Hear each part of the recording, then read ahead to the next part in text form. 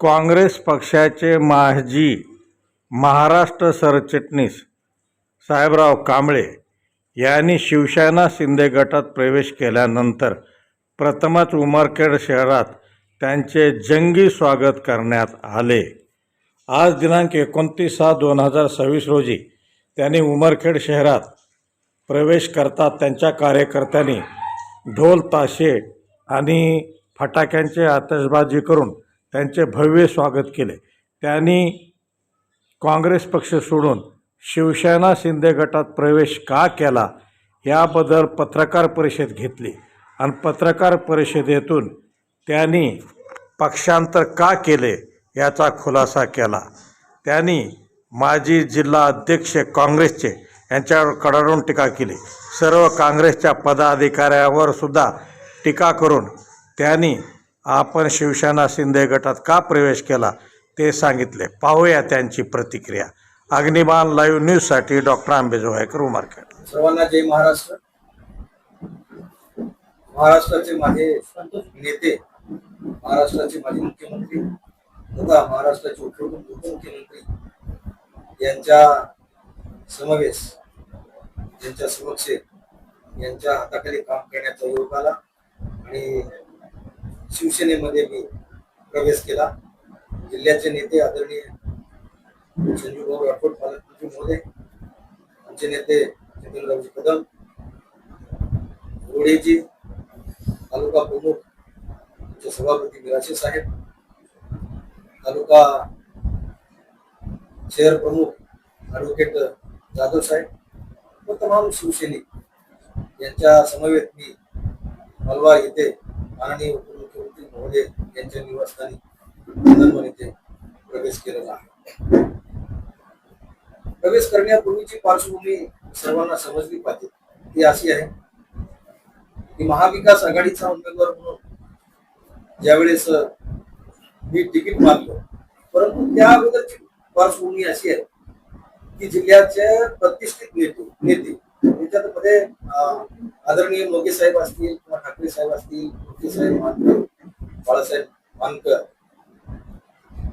बाळासाहेब मामुलकर, सर्व नेते होते, खासदार महोदय होते, यांच्या समक्ष कोणीही महाविकास आघाडीचे तिकीट मागितलं नव्हतं। परंतु त्यांना मी असं म्हणालो, आपल्याकडे 192 संख्या आहे आणि आपल्याला 8 आणि 24 असे 32 फक्त कमी पडतात। मी 50 आणतो, ते जबाबदारी माझी, आणि 192 तुम्ही द्या। एवढे सर्व नेत्यांनी संमती माझ्या नावाला दर्शवली। तद्वतच मी महाविकास आघाडीचा उमेदवार म्हणून निश्चित झालो। त्याच्या झाल्यानंतर या उमरखेडच्या नेत्यांना कुणाही माहित नव्हतं की 2 महिन्यापासून ही निवडणुकीची तयारी करत होते।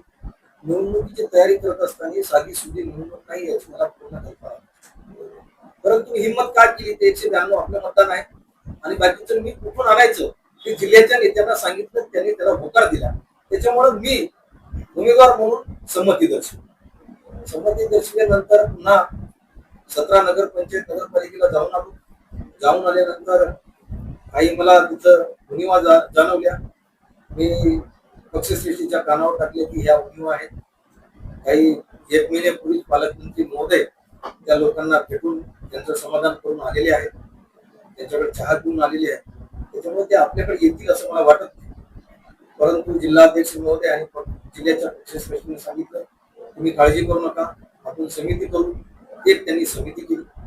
समितीमध्ये त्यांनी मला काय अहवाल दाखवला नाही, पण त्यांनी दोन्ही सांगितलं की आपल्याकडे 183 आहे, पण 183 25 तरी पण आपण निवडून येतो, त्याची काळजी नाही आपण। असं झाल्यानंतर पुन्हा मी होकार दर्शवला त्यांना की जर तुम्ही 183 मला सदस्य देत असाल तर बाकीची मी माझी तयारी करतो। जर 183 लोक जर देत नसाल, तुम्ही सदस्य देत नसाल तर मी फॉर्म भरणार नाही। पक्षश्रेष्ठीने सांगितलं काळजी करू नका, उद्या आपण मीटिंग ठेवू। उद्या मीटिंग ठेवली, त्याने प्रत्येक तालुक्यात जाऊन आले, मी पण जाऊन आलो। 183 लोकांची जनसंख्या त्यांच्यासोबत जमत नव्हती, तरी पण म्हणले आपल्याला फॉर्म भरावं लागेल। उद्या महाविकास आघाडीची मीटिंग ठेवू। महाविकास आघाडीच्या मीटिंग मध्ये 183 जर जण आले सदस्य तर तुम्ही फॉर्म भरा, अन्यथा भरू नका। महाविकास आघाडीची मीटिंग सकाळी 10ला सुरू झाली। सर्व नेते मंडळी, आमदार खासदारांनी आणि काँग्रेसच्या मोठ्या मोठ्या नेत्यांनी मोठे मोठे भाषणे केली. तर चांगलं भाषण जर केलं असेल तर बाळासाहेब आंबेडकर आणि वसंतराव कोटे माजी मंत्री यांनी केलं. हे साहेबरावचा बळी देऊ नका. आपल्याकडे 183 लोक असेल तर साहेबरावला फॉर्म भरायला द्या, नाही तर भरायला देऊ नका. परंतु आमचे नेते मंडळी ऐकायला तयार नाही. 183 लोक आलेच मीटिंगला असं त्यांनी गृहीत धरलं आणि सगळ्यांनी भाषणे केली. आपल्याला भाषण करण्याचा योग मला आला. मी भाषण करायला उभं राहिल्यानंतर प्रामाणिकपणाने सांगितलं, एवढे लोक उपस्थित आहेत, आता काही अडचण नाही. पण खरं सांगा मित्रांनो, याच्यामध्ये सदस्य कोण कोण आहेत त्यांनी हात वर करा. फक्त 34 नगरसेवकांनी हात वर केले, म्हणजे 34 वोटर्स आले होते. बाकीचे 149 वोटर्स कुठे गेले, हा माझा प्रश्न होता. जिल्हाध्यक्षांना म्हणालो की साहेब हे चुकीचं आहे, आपण फॉर्म भरायचा नाही. त्यांनी पुन्हा पायंडा घातला की आता पक्षाचा अपमान होईल, फॉर्म जर नाही भरला तर. आपल्याकडे वोटर्स नाहीत ना, आता तुम्ही 183 करतो म्हणजे त्या बाकीचे मी आणतो, कसे आणायचे. पण त्यांनी ऐकायला तयार नाही. बळजबरीने मला फॉर्म भरायला सांगलं आणि आपल्या महाविकास आघाडीच्या एका वरिष्ठ खासदारांनी सांगितलं की तुमच्याकडे बळ नाही, तुम्ही समजून घ्या. त्याच्यानंतर मी समजलो, पुन्हा मिटिंग कॉल केली, सर्व नेत्याकडे विनंती केली की असं आपल्याकडे बळ नाही, त्याच्यामुळे माझ्यावर आरोप होईल, पैसे घेतले किंवा हे घेतले, त्याच्यामुळे तुम्ही फॉर्म विड्रॉल ठेवला बरा असेल. नाही म्हणजे तुम्ही काळजी करू नका की संध्याकाळपर्यंत बाकीचे किंवा सकाळपर्यंत 183 लोक आणतो. ठीक आहे, साधन सामुग्री आमच्याकडे द्या. एकदा साहेबराव कांबळेने ठेस खाल्ली तर साधन सामुग्री कोणाच्या हातात टाकली योग्य वाटली नाही. मी त्यांना म्हणालो, साहेब तुमच्या हाताने साधन सामुग्री आपण जे काय असेल ते पॉम्पलेट हे ते याचे देऊ, पण गाडीत बसल्यावर किंवा हे माझे फार्म हाऊस बुक केले तिथं जा, तिथं दिल्यावर हे पॉम्पलेट आपण त्यांना देऊ. असं स्पष्ट झालं असताना यांच्याकडे मॅनपॉवर नाही. सकाळी 5 वाजेपर्यंत जातो. या तालुक्यात भाऊ जे माझे मित्र आहेत ते पण सोबत होते, त्यांना माहित आहे की आता होत नाही. आम्ही जिल्हाध्यक्षाकडे सकाळी 5:30 वाजे, जिल्हाध्यक्ष साहेब आम्ही रात्रभर झोपलो नाही, तुम्ही इथेच आहात या हॉटेलला, आपलं मनुष्यबळ नाही, तुम्ही मला आता 183 त्या बाकीचे मी देतो. ते म्हणले काळजी करू नका, तसं नका, खरं खरं सांगा. ते म्हणले आपलं मनुष्यबळ आता होत नाही, ते गेलेलं आहे, पण आपण त्यांना आणू शकतो. तुमचे पॉम्पलेट आमच्या हातात द्या, तुमच्या हातात पॉम्पलेट आम्ही देणार नाही. हा कळीचा होता. मी पॉम्पलेट हातात न दिल्यामुळे त्यांची पोटदुखी झाली आणि बहुमत होत नाही सिद्ध झालं. एवढं करून मी सर्व नेत्याच्या घरी गेलो. एका वरिष्ठ नेत्याचा CWC वर तो आता वर्किंग कमिटीवर, काँग्रेस वर्किंग कमिटीवर तो आता डायरेक्टर, त्या नेत्याच्या घरी गेलो. पाया पडलो, 2 मिनिटं बसलो, 3 मिनिट आणि 3 मिनिटात सांगले हे फारुकी आहे, यांना तुम्ही भेटा. म्हणून का भेटायचं? ते म्हणले आपले सदस्य आहेत. जो सदस्य आहे तेव्हा स्वागतच आहे. नाही म्हणले त्यांना दुसरी पण भेटा. काय भेटायचं? एक पॉम्पलेट द्या म्हणले मोठं त्यांना. आणि म्हणून त्यांना एक पॉम्पलेट द्यायचे, 446 पॉम्पलेट जातील ना माझे, लपड होईल ना. तो असं काही करता येत नाही. नाही म्हणले ते सगळं बघून घेतली. साहेब 3 मिनिट देऊन निघून गेले. मी चाललो म्हणले बाहेर. मग फारुकीला विचारलं तुमचा फॉर्म राहू द्या, मोठे 1 पैकी 75 पाहिजे तुमच्याकडे राहू द्या, 25 पाहिजे मला द्या पॉम्पलेट. तुम्हाला राहू द्या, हे तिकीट कोवडा बसा तिकडे, काय करत नाही मला. या भाषेत बोलली. नाही म्हणले मला फॉर्म परत घ्यायचं सांगा. तुला परत घेऊ नको, मीच परत घेतो, हे काय बोलणार आहे. स्पष्ट सांगलं. मोठ्या नेत्याचे म्हणजे नाव घेऊन सांगतो. कोणते साहेबांच्या घरी गेलो, पाया पडलो. मोगे साहेबांच्या घरी पाया पडलो. ठाकरे साहेबांच्या घरी पाया पडलो. मानकरच्या बाळासाहेब काय करायचं सांगा. आपल्याकडे मॅन पॉवर नाही. तुम्ही म्हणसाल साहेबराव पैसे घेतले, माझी बदनामी नको, मला फॉर्म परत घ्यायचा आहे. मी जिंकण्यासाठी काही करेन, पडण्यासाठी मी कोणाच्या हातात पॉम्पलेट देणार नाही. स्पष्ट सांगू. ऐकले नाहीत कोणी. जिल्हाध्यक्षाची वडा ताण, ते पॉम्पलेट आणा, आम्ही त्याचं वाटप करू, प्रत्येक नगरपालिकेला जाऊ. साहेबराव कांबळे सकाळी सांगू, मी तुमच्या पाया पडतो. तुम्ही 2024 ला मला एवढा मोठा झटका दिला, आता मला झटका द्यायचा भांडण करू नका, मी तुमचं काही ऐकणार नाही. रात्रभर झोपलो नाही. इथल्या एका माझ्या मित्राला, जवळचा मित्र आहे माझा, तो भाऊच आहे, त्याला सांगलं कसं करायचं. म्हणजे असा तुमचा गैरसमज होईल की कोणाला माहिती नाही. सगळ्या जिल्ह्याच्या नेत्यांना माहिती आहे, महाविकास आघाडीच्या नेत्याला माहिती आहे, आणि इथल्या भाऊला सुद्धा माहिती आहे की असा आहे. मी घरी आलो, रात्रभर झोपलो नाही. सकाळी उठलो, फॉर्म काढला माझा, मी भरलेला, त्याच्या विड्रॉलचा फॉर्म होता, घेतला. नीट गेलो विड्रॉल केला, सगळ्याला सांगून विड्रॉल केला, माघारी विड्रॉल केला नाही काही. विड्रॉल केल्यानंतर पक्षाचं पहिलं कर्तव्य आहे की तुम्ही का विड्रॉल केला म्हणून शोकास देणे. अपॉइंटिंग अथॉरिटीला सस्पेंड करण्याचे अधिकार आहे.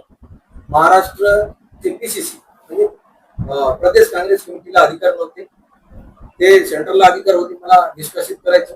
प्रदेश काँग्रेस कमिटीने मला निष्कासित केलं का, तर जिल्हा काँग्रेस कमिटीने आंदोलन केलं, त्याचा संदर्भ दिला, मला निष्कासित केलं. तोपर्यंत मी कुठल्याही पक्षात गेलेलो नाही.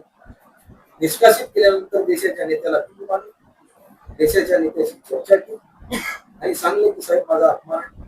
6 लोकांनी फॉर्म विड्रॉल केला, त्यांना तुम्ही शोकास दिली नाही, त्यांना तुम्ही निलंबित केलं नाही, फक्त साहेबराव पांगलेला का निलंबित केलं याचं कारण कोणाकडे उत्तर नव्हतं. मला स्टेटवरून फोन आला, तुम्हाला आता शोकास उठून देतो, म्हणजे वराती मागून गोडे, उशिरा सुचलेलं शहाणपण. त्यांनी म्हणजे तुम्हाला शोकास देतो, त्याचं उत्तर द्या आणि 6 महिन्यात रजिस्टर. म्हणलं मामाच्या भाकरी खा आणि पुन्हा शेळ्या गोळा कर. मी म्हणलं ये रे माझ्या मागल्या, हे काही मला परवडणार नाही. म्हणलं साहेब तुमचा पक्ष तुम्हाला लपला, मी काही चूक केली नाही, मी काही गद्दारी केली नाही. गद्दारी तुमच्या नेत्यांनी केलेली आहे. जिल्हाध्यक्ष असं स्पष्ट बोलून फोन ठेवला आणि नंतर मला कोणाकडे जायचं, आता घरी तर बसणार नाही, राजकारण करायचं आहे. तर राजकारणाचे नियम माझेच मंत्री असलेले, मी ज्या डिपार्टमेंटला काम केलं तेच माझे मंत्री, त्यांचे विचार मला पटले, शिवसेनेची विचारधारा पटली. शिवसेना हा गोरगरिबांचं काम करणारा, गोरगरिबांचे आशू पुसणारा पक्ष आहे. त्याच्यामुळे मी शिवसेनेमध्ये हजारोच्या संख्येने म्हणजे आमचे चितमराव सर असतील, पालकमंत्री मोदी असतील, मराठी सर असतील, जाधव सर असतील, विनायक पुढे असतील, यांच्या समक्ष सगळे विभाग प्रमुख, तालुका प्रमुख, दोन्ही तालुक्याचे यांच्या सह हजारो शिवसेने, हजारो काँग्रेसच्या समवेत जाऊन मी पक्ष प्रवेश केलेला आहे. शिवसेनेत पक्ष प्रवेशानंतर तालुक्याच्या विकासाबाबत काय सुरू? सत्ता आमची आहे, ऑर्गन डिपार्टमेंट आमच्याकडे आहे, बाकी 9 डिपार्टमेंट आमच्याकडे आहे. त्याच्यामुळे विकासाची गंगा उमटलेला येईल एवढं मात्र विधानसभा में 92,000 लोगों का प्रतिनिधित्व आपको मिला, बरोबर है. और आपने अभी ये कहा कि ये विचार आपको मिला, जिस विचार को देखकर लोगों ने आपको अगर तो 92,000 लोग थे, बराबर, तो विचारों के साथ विचारों का आने को ऐसा लगता नहीं क्या? मैं कांग्रेस के विचारधारों को मान के प्रवेश किया. काँग्रेसच्या विचारधाराची मी प्रतारणा केलेली नाही. काँग्रेसनं मला जबरदस्तीनं पक्षातून निष्कासित केलं, तर मी कोण्या पक्षात जावा हे माझा प्रश्न. मला कुठला तरी पक्ष निवडणं भाग होतं, मला मान्य आहे. 92,000 प्लस मला मतदान या मतदारसंघातल्या तमाम मतदारांनी मला दिलं, माझ्यावर प्रेम केलं. त्यांच्या विचाराची मी प्रतारणा करणार नाही. त्यांना सोबत घेऊन, शिवसेनेला सोबत घेऊन शिवसेनेच्या छायाचित्राकडे मी काम करणार. कांबळे साहेब, तुम्हाला असं वाटत नाही का की तुम्ही जी उमेदवारी वापस घेतली त्याच्यापेक्षा उमेदवारी ठेवली असती आणि कुठलाही आर्थिक खर्च न करता तुम्ही निवडणुकीत पडले असते तरी तुमचा स्वाभिमान आणि पक्षाची निष्ठा हे जनतेला दिसली नसते का? आणि तुम्ही जो पक्ष काँग्रेस पक्षातून आता शिवसेनेत आले, हा जनतेशी आणि पक्षाशी केलेला धोका वाटत नाही का? फार सुंदर प्रश्न आहे. तुम्ही काय म्हणता की जर फॉर्म तसा ठेवला असता, उमेदवारी तशी ठेवली असती, विड्रॉल केली नसती तर तुमचं नाव झालं. यस, हे सुद्धा पक्षश्रेष्ठीच्या कानावर मिटिंग घेऊन सांगलं, साहेब मी आपण पक्षाचा अपमान होऊ नये म्हणून माझं नामांकन तसंच राहू द्या, परंतु कंसामध्ये ब्रॅकेटमध्ये परंतु मी कुठल्याही प्रकारचा खर्च करणार नाही.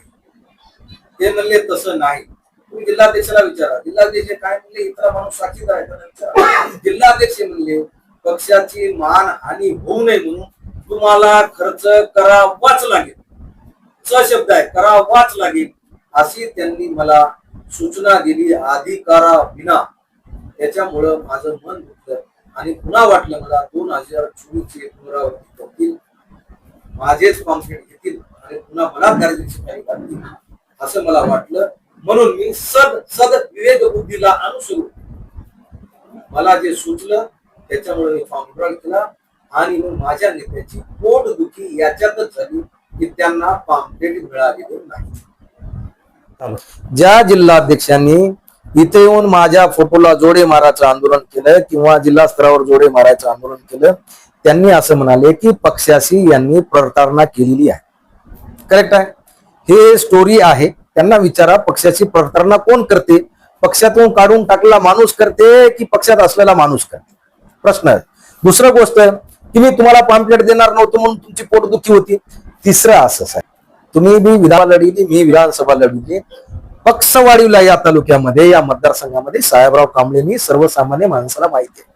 तुम्हाला 6,000 मतदान पडलं, कांबळे साहेबाला 92,000 प्लस मतदान पडलं आहे. तुम्ही काँग्रेसच्या तिकिटावर होते, साहेबराव कांबळेच्या तिकिटावर होता. तुम्ही तर राष्ट्रीय नेते होते. राष्ट्रीय नेते असताना स्वतःची सख्खी काकू जिल्हा परिषदला उभी टाकली असताना कोण पाडलं? तिसरा मुद्दा माझा सवाल आहे त्यांना. 2024च्या विधानसभेच्या निवडणुकीच्या वेळेस तुमच्याकडं बूथची पूर्ण जबाबदारी महागावची दिली होती. 117 बूथ सांगतो, 117 बूथची दिली होती.